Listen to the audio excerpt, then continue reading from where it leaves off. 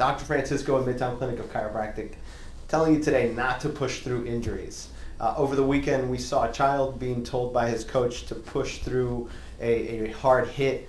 And although this usually toughen up mentality is super important in terms of athletes, they just have this ability to push harder than everyone else and endure the pain of burning muscle and sweat and grit more than anyone else. That's typically a good characteristic of an athlete, something that will keep you from being an athlete for the rest of your life, keep your child from being an athlete, or someone of promise from being an athlete for the rest of their life, is to develop a chronic injury.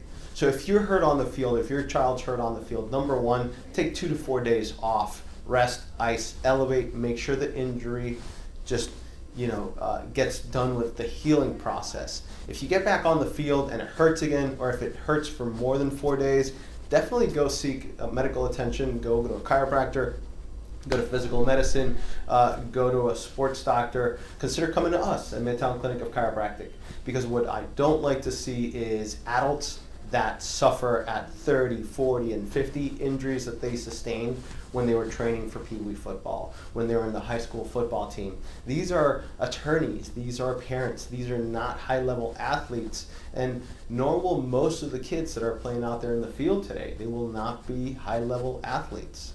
Odds are against them. So make sure you, as a parent, make sure you, as a coach, take this into consideration when telling your child to push through.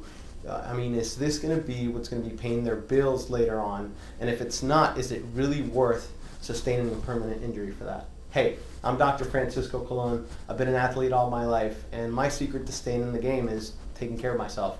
I'm from Midtown Clinic of Chiropractic, and I remind you, whatever life throws, we got your back.